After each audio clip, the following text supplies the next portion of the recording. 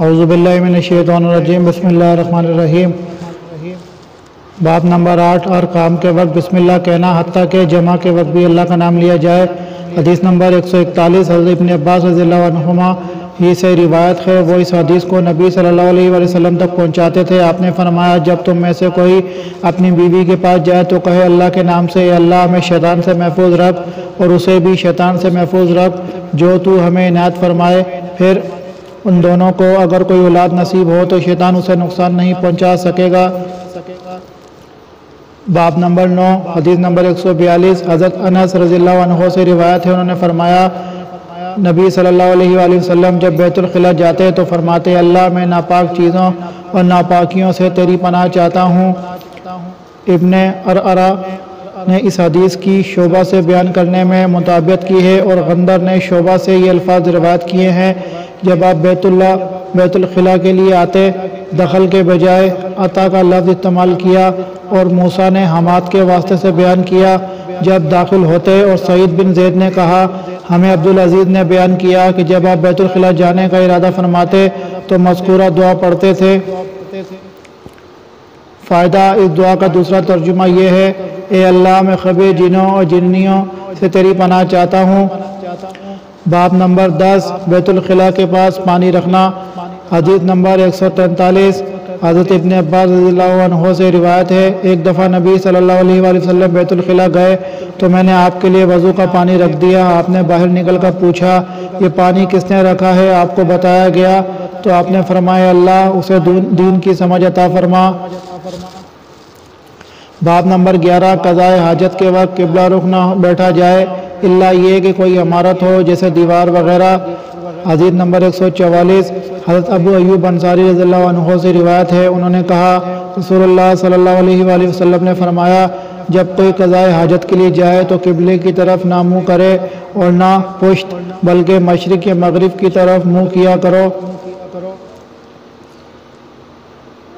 فائدہ، قبلے کی طرف منہ یا پشت کر کے قضاء حاجت کرنا جائز ہے یا ناجائز؟ یہ مسئلہ سلف صالحین سے مختلف فیہ چلا آ رہا ہے اور اس کی وجہ جواز اور عدم جواز کے دلائل کا بازار متعارض ہونا ہے۔ جہاں تک کھلی فضا میں قضاء حاجت کا تعلق ہے تو اس صورت میں بالاتفاق منہ اور پشت کرنا دونوں ممنوع ہے۔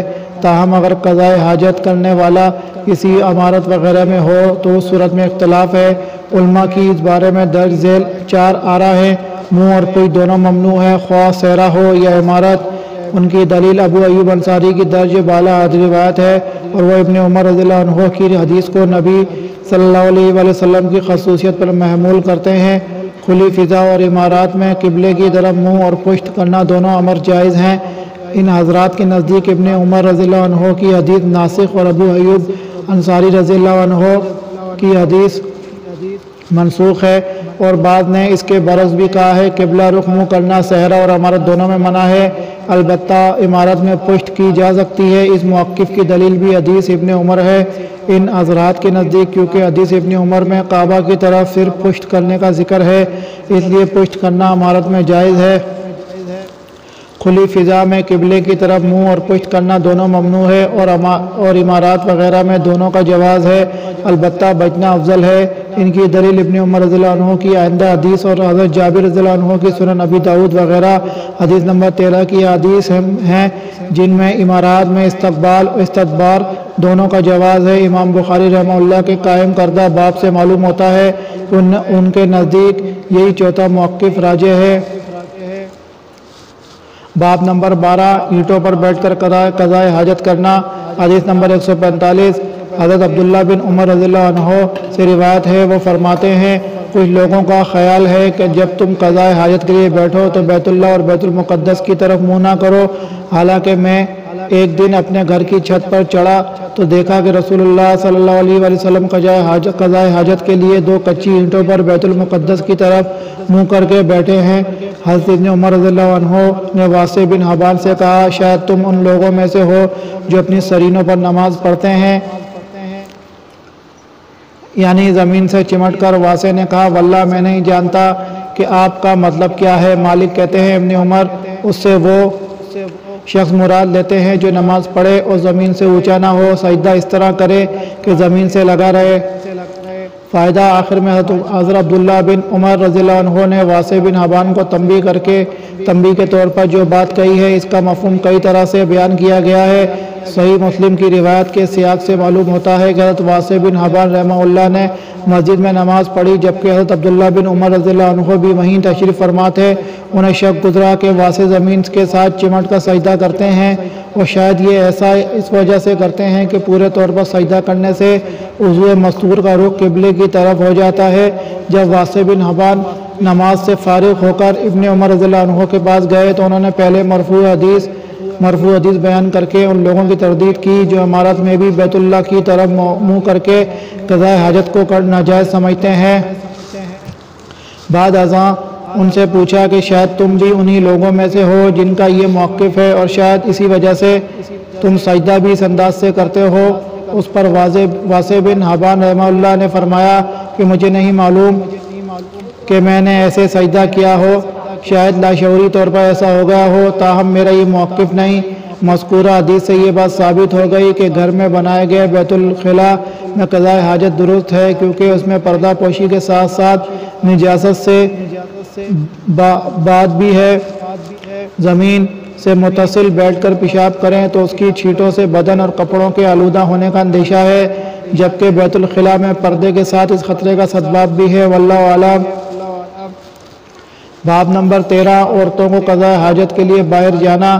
حدیث نمبر 146 حضرت عائشہ رضی اللہ عنہا سے روایت ہے، نبی صلی اللہ علیہ وآلہ وسلم کی ازواج مطہرات رات کو قضاء حاجت کے لیے مناسک کی طرف جاتی تھیں، اس سے مراد کھلا میدان ہے۔ حضرت عمر رضی اللہ عنہ نے نبی صلی اللہ علیہ وآلہ وسلم کی خدمت میں عرض کیا کرتے تھے کہ آپ اپنی بیویوں کو پردے کو حکم دیں، لیکن رسول اللہ صلی اللہ علیہ وآلہ وسلم ایسا نہ فرماتے۔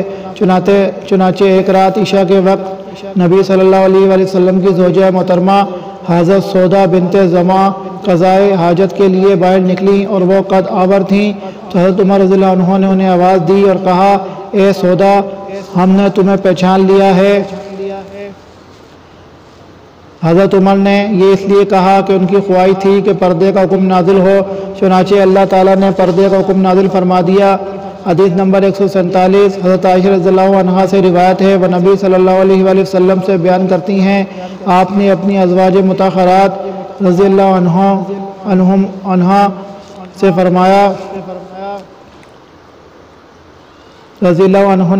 فرمایا، اللہ تعالیٰ کی طرف سے تمہیں اپنی حاجت کے لیے باہر نکلنے کی اجازت مرحمت فرما دی گئی ہے۔ حشام کہتے ہیں، اس سے قضاء حاجت کے لیے گھر سے نکلنا مراد ہے۔ باب نمبر 14 گھروں میں قضاء حاجت کا انتظام کرنا۔ حدیث نمبر 148 حضرت عبداللہ بن عمر رضی اللہ عنہ سے روایت ہے، انہوں نے فرمایا، میں ایک دن حضرت حفصہ رضی اللہ عنہا کے گھر کی چھت پر اپنی کسی حاجت کے پیش نظر چڑھا تو میں نے دیکھا کہ رسول اللہ صلی اللہ علیہ وآلہ وسلم قبلے کی طرف پشت اور شام بیت المقدس کی طرف منہ کیے ہوئے قضاء حاجت کر رہے ہیں۔